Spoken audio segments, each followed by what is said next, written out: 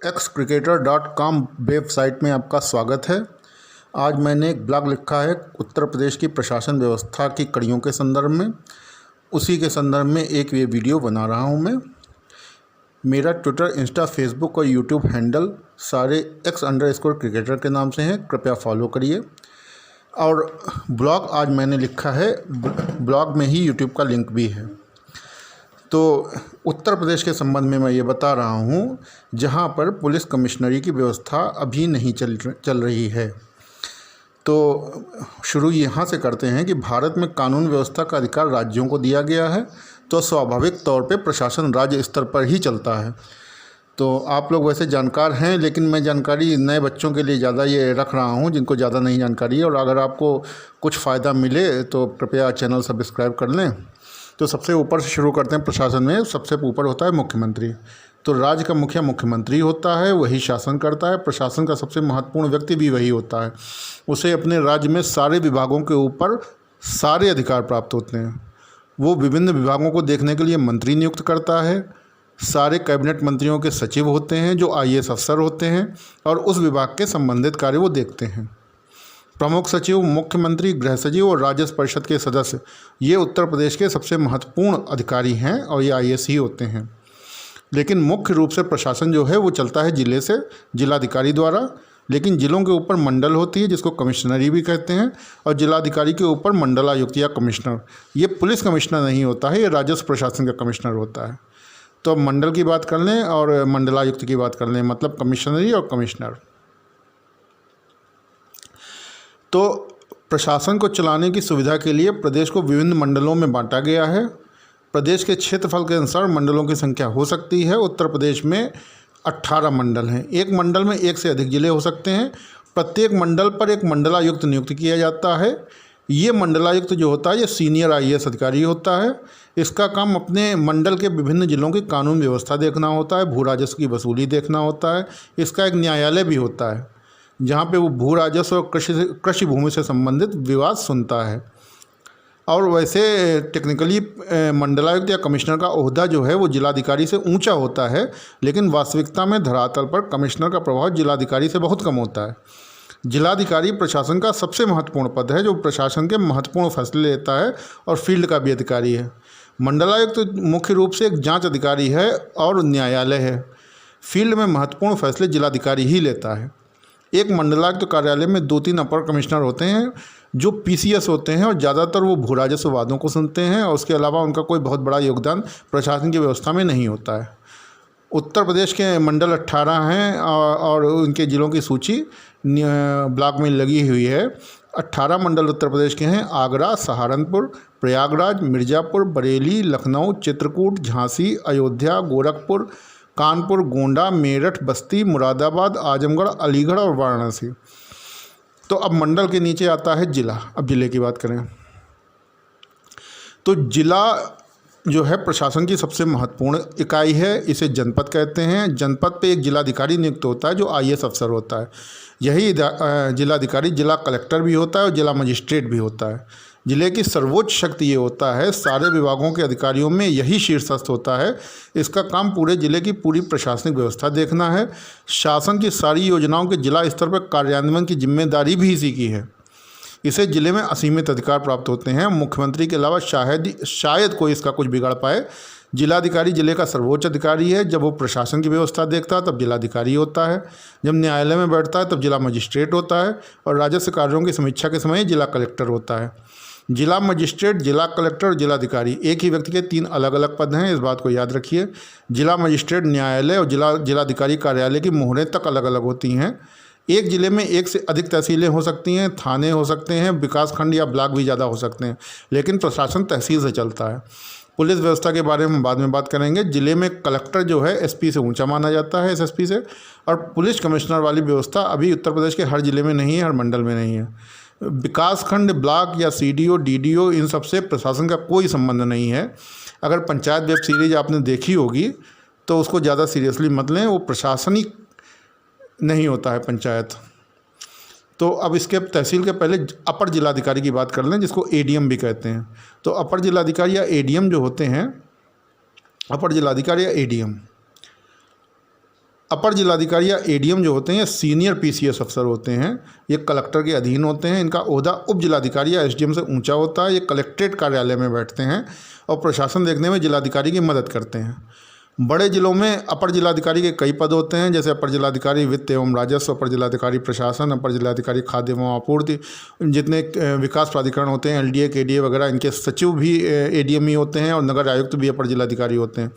इन सब में अपर जिलाधिकारी वित्त एवं राजस्व, एडीएम रेवेन्यू एंड फाइनेंस सबसे ज़्यादा महत्वपूर्ण होता है, एडीएम एफआर, और सारे तहसीलदार इसी के अधीन होते हैं। छोटे जिलों में मात्र एक ही अपर जिलाधिकारी होता है, ADM FR, ADM finance and revenue, अपर जिलाधिकारी वित्त एवं राजस्व। इसका मुख्य काम होता है अपर जिलाधिकारी के पद का तहसीलों की राजस्व वसूली का निरीक्षण, स्टाम्प चोरी के मुकदमे देखना, अन्य राजस्व के मुकदमे देखना, यही सब है। इनका एक न्यायालय भी होता है। तहसील के रजिस्ट्री कार्यालय भी इन्हीं के अधीन होते हैं, जहाँ पर बैनामे, वसीयत या शादी के पंजीकरण होते हैं। उसके बाद आती है तहसील। अब तहसील जो है प्रशासन की सबसे महत्वपूर्ण अंग है। प्रशासन यहीं से चलता है। आपको तहसील की कार्यप्रणाली के बारे में बाद में बताएंगे। मोटी मोटी बात ये समझिए कि तहसील विभिन्न राजस्व ग्रामों से मिलकर बनी होती है, जिनका एक नक्शा होता है। उस नक्शे में ज़मीनों के नंबर काट के अलग अलग नंबरिंग की जाती है। हर भूमि का एक नंबर होता है, उसका अभिलेख तहसील के पास होता है। अब जिस भूमि पर बैठ के आप मेरा लेख देख रहे होंगे, पढ़ रहे होंगे, उसका भी एक नंबर है। और आप दरअसल किसी शहर में नहीं, एक राजस्व ग्राम में हैं। शहर एक काल्पनिक चीज़ है जिसका कोई रिकॉर्ड नहीं, राजस्व ग्राम ही वास्तविक चीज़ है। कानपुर, लखनऊ या नोएडा, सारे शहर जो हैं विभिन्न राजस्व ग्रामों का एक समूह है। प्रशासन की सबसे छोटी इकाई यही राजस्व ग्राम है। इन्हीं राजस्व ग्रामों को मिलाकर तहसील बनती है, तहसीलों को मिलाकर जिला बनता है और जिलों को मिलाकर प्रांत बनता है। अब बात करते हैं उप जिलाधिकारी एसडीएम की, जो तहसील का सर्वोच्च अधिकारी है। उप जिलाधिकारी, जितने अधिकार जिले में जिलाधिकारी को प्राप्त हैं, उतने तहसील में उप जिलाधिकारी को प्राप्त हैं। ये पीसीएस अफसर होते हैं। जब कोई आईएएस अफसर एसडीएम के पद पर नियुक्त होता है ट्रेनिंग के दौरान, तो उसे ज्वाइंट मजिस्ट्रेट कहते हैं, एसडीएम नहीं कहते हैं। हालांकि काम वो एसडीएम पद का ही देखता है। प्रशासन चलाते समय ये उप जिलाधिकारी होता है। न्यायालय में उप जिला मजिस्ट्रेट होता है। भू राजस्व अधिकारी के तौर पर यही डिप्टी कलेक्टर होता है। तहसील में शांति व्यवस्था कायम रखने और शासन की योजनाओं का तहसील स्तर पर कार्यान्वयन इसकी जिम्मेदारी है। कई अपराधों में ये सजा दे सकता है। ये कृषि और आवास भूमि का आवंटन भी पात्र लोगों में कर सकता है, जिन्हें हम लोग पट्टा कहते हैं आम बोलचाल की भाषा में।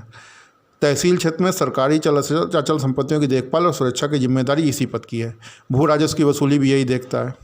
इसके बाद आते हैं तहसीलदार। तहसीलदार उप जिलाधिकारी से ठीक नीचे होते हैं। ये पीसीएस नहीं होते हैं, लोअर सबऑर्डिनेट होते हैं। ये राजस्व परिषद से अधीन होते हैं। इनकी सीधी भर्ती नहीं होती है। नायब तहसीलदार के प्रमोशन से तहसीलदार बनते हैं। इनका मुख्य काम तहसील क्षेत्र के भू राजस्व की वसूली, कृषक संपत्तियों का नामांतरण, दाखिल खारिज जिसे कहते हैं, सरकारी संपत्तियों की सुरक्षा, प्रशासन चलाने में उप जिलाधिकारी की मदद, तहसील के भू अभिलेखों का रखरखाव, सरकारी योजनाओं का कार्यान्वयन, साथ ही जनता को उनके भू अभिलेख जैसे खसरा खतौनी के नकल प्रदान करवाना, मूल निवास, आय, जाति प्रमाण पत्र वगैरह जारी करवाना इनका काम है। वैसे मूल निवास में एसडीएम के भी दस्तखत होते हैं। इनका एक न्यायालय भी होता है, जहाँ कृषि भूमि से संबंधित वाद सुने जाते हैं, दाखिल खारिज जिसे कहते हैं। इसके बाद ये मान लीजिए कि तहसीलदार ही पूरी तहसील चलाता है। कार्यालय की बात नहीं करेंगे। फील्ड में प्रशासन के सहयोग के लिए इस पद के नीचे होते हैं नायब तहसीलदार। फिर कानूनगो लेखपाल, वसूली के लिए अमीन भी होते हैं, लेकिन उनका काम जो है केवल भू राजस्व की वसूली करना होता है। तहसीलदार के नीचे आते हैं नायब तहसीलदार। अब एक तहसील में एक या एक से अधिक नायब तहसीलदार हो सकते हैं। इनका मुख्य काम जो है भू राजस्व की वसूली है, दाखिल खारिज के मुकदमे सुनना है।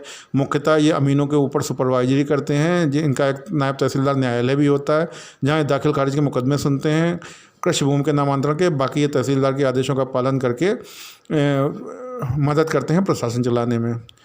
ये तहसीलदार की गैर मौजूदगी में तहसीलदार का कार्य भी देखते हैं। अमीन जो हैं, एक्चुअली तहसील के अमीन वास्तव में तहसील क्षेत्र में सरकार के लिए भू राजस्व टैक्स की वसूली करते हैं। अब नायब तहसीलदार के नीचे आता है कानूनगो या राजस्व निरीक्षक।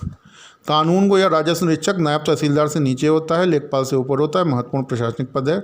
एक तहसील में कई कानूनगो क्षेत्र होते हैं। हर कानूनगो क्षेत्र पे कानूनगो नियुक्त होता है। एक कानूनगो क्षेत्र में कई लेखपाल क्षेत्र होते हैं। अब एक कानूनगो के अंतर्गत कम 10 से 20 लेखपाल होते हैं। इनका मुख्य काम जो होता है लेखपालों का सुपरविजन, उप जिलाधिकारी तहसीलदार के आदेशों का पालन करके प्रशासन में चलाने में मदद करना, खेती की भूमि के निर्विवाद वारिसों का खतौनी में नाम दर्ज करवाना, खेती और अन्य भूमि के विवाद को मौके पर जाकर सुलझाना होता है। अब इसे राजस्व निरीक्षक भी नाम दिया गया है, लेकिन अभी सब लोग बोलचाल में कानूनगो ही बोलते हैं। महत्वपूर्ण पद है ये भी। इसके बाद आता है लेखपाल या पटवारी का पद। ये प्रशासन की दृष्टि से सबसे महत्वपूर्ण पद है, लेखपाल या पटवारी। लेखपाल पटवारी सबसे महत्वपूर्ण पद है। जिलाधिकारी और उपजिलाधिकारी के बाद इकलौता ऐसा पद है जिसे प्रशासन में सबसे ज़्यादा महत्व दिया जाता है, क्योंकि सारी योजनाओं का, सरकारी योजनाओं का क्रियान्वयन, कानून व्यवस्था की स्थिति, जनता की समस्याओं को फील्ड पे जाके यही देखता है। कई राजस्व ग्रामों को मिला के एक लेखपाल हल्का बनता है। एक लेखपाल के पास अमूमन 6 से 10 राजस्व ग्राम होते हैं, लेकिन आप चूँकि इस पद पे जल्दी भर्ती होती नहीं, तो एक लेखपाल को 2 से 3 तक हल्के और कभी कभी 20 से 25 राजस्व ग्राम तक देखने पड़ते हैं। अब इन राजस्व ग्रामों के भू अभिलेख होते हैं क्षेत्रीय लेखपाल के पास। नंबर 1 पे खतौनी, जिसमें भूस्वामियों के नाम, उनके खेत संख्या होती है। खतौनी अब ऑनलाइन भी मिलती है, लेकिन अब एक लेखपाल के पास भी होती है। उसमें भूस्वामियों का नाम होता है, उनके आगे गाटा संख्या लिखा होता है, उनका खसरा नंबर। नंबर 2 पे होता है खसरा। ये होता है एक रजिस्टर जो अंकों के आधार पर चलता है, जैसे 1, 2, 3, 4, और इन अंकों के आगे उन गाटा संख्या जैसे के भूस्वामियों का नाम लिखा होता है। जैसे 1 के आगे अखिलेश कुमार हो सकते हैं, 1 के आगे रामेंद्र भी हो सकते हैं। नंबर 3 पे आता है नक्शा। ये राजस्व ग्राम का नक्शा होता है, जिसमें खेतों के आकृत नंबर बने होते हैं। इन्हीं 3 राजस्व अभिलेखों के आधार पर लेखपाल सबसे महत्वपूर्ण कार्य है। चकबंदी लेखपाल अलग होते हैं। इन्हें लोग राजस्व प्रशासन का लेखपाल समझते हैं, जबकि वास्तव में चकबंदी विभाग ही अलग है। चकबंदी लेखपालों का प्रशासन से कोई संबंध नहीं। चकबंदी के लोग केवल उन्हीं क्षेत्रों का नक्शा बनाते हैं जहाँ चकबंदी होनी होती है, जबकि राजस्व प्रशासन वाले तहसील के लेखपाल प्रशासन की सबसे नीचे की कड़ी हैं। इनका काम जनता को उनके भू अभिलेख की नकल देना, विवाद सुलझाना, सरकारी संपत्तियों की देखभाल करना, जनता की समस्या सुनना, दैवीय आपदा में जनता की मदद करना है। राजस्व ग्राम और ग्राम पंचायत अलग अलग चीज़ है। ग्राम पंचायत फिर बता रहे हैं काल्पनिक संस्थाएं नगर पालिका की तरह। राजस्व ग्राम असली चीज़ है। एक ग्राम पंचायत में 1 से अधिक राजस्व ग्राम हो सकते हैं, मतलब एक ग्राम पंचायत में 1 से अधिक गाँवों के नक्शे हो सकते हैं। लोग अक्सर पंचायत सचिव और लेखपाल को एक समझ लेते हैं, लेकिन हैं दोनों अलग अलग। पंचायत सचिव और प्रधान की पटती है, क्योंकि दोनों का एक जॉइंट बैंक अकाउंट होता है जहां विकास विभाग से पैसे आते हैं। लेखपाल प्रधान की पट ही नहीं सकती, क्योंकि लेखपाल प्रशासनिक कर्मचारी है, उसे कोई वित्तीय अधिकार नहीं है और सार्वजनिक संपत्ति बचाने का ठेका केवल उसी का है, जिस पर सार्वजनिक संपत्ति पर ग्राम प्रधान अतिक्रमण करवाते ही रहते हैं। और पंचायत सचिव के लिए सरकार पूरी व्यवस्था करवाती है, क्योंकि विकास विभाग में खुद पैसा है, पंचायत विभाग में मनरेगा, पेंशन और तमाम योजनाएं जनता को ललचाने वाली यहीं से चलती हैं। लेखपाल को सरकार इसी कोई सुविधा देती नहीं। भू अभिलेख की जनता को नकल देने के लिए लेखपाल को जनता से शुल्क लेने का अधिकार प्राप्त है, क्योंकि पूर्व में इन्हें वेतन नहीं मिलता था। जमींदार लोग रखते थे इनको, और जो इंतखाब ये लोग देते थे वही पैसा ये लोग रखते थे। तो इस कारण जनता में इनकी छवि अच्छी नहीं रहती। आप तहसील जाएंगे तो अभी भी कंप्यूटर से खतौनी निकलवाएंगे तो आपको रुपया देने ही पड़ेंगे। वो एक तरीका से परंपरा चलती चली आ रही। वेतन इनका अभी भी कम है, लेकिन इनकी महत्व इतना ज़्यादा है कि इनकी रिपोर्ट को ही प्रशासन अंतिम सच मानता है। 95% मामलों में गलत भी नहीं होती। एक आपको ध्यान होगा कि सलमान खुर्शीद की पत्नी लुइस खुर्शीद का वोट कट गया था कायमगंज की वोटर लिस्ट से। उन्होंने बहुत हंगामा किया, लेकिन कर कुछ नहीं पाए, क्योंकि एक लेखपाल ने रिपोर्ट भेजी थी कि इनका लुइस खुर्शीद का नाम जो है नई दिल्ली की एक वोटर लिस्ट में है और 2 जगह एक आदमी का वोट नहीं हो सकता। आजम खान को जो सज़ा मिली है उसमें भी लेखपाल रिपोर्ट का सबसे ज़्यादा योगदान है। मतलब कुल मिला के पीर बर्ची भिश्तिखर निम्न स्तर पर लेखपाल प्रशासन का यही सब कुछ होता है, आँख नाक कान। इससे नीचे एक चेयरमैन और होता है लेखपाल से नीचे, जो एक कानूनगो क्षेत्र में एक होता है, लेकिन अब ये पद बचा ही नहीं, उसकी भर्ती भी नहीं होती। इसका मुख्य काम जो है लेखपालों की कानूनगो की चिन्ह लेके चलना था, जरीब जिससे नाप होती थी। अंत में एक बार फिर से आपको बता रहे हैं पूरी प्रशासनिक व्यवस्था की जानकारी। नंबर 1 पे प्रदेश हो गया, उसके नीचे मंडल, फिर जिला, फिर तहसील, फिर कानूनगो हल्का, फिर लेखपाल हल्का, फिर राजस्व ग्राम।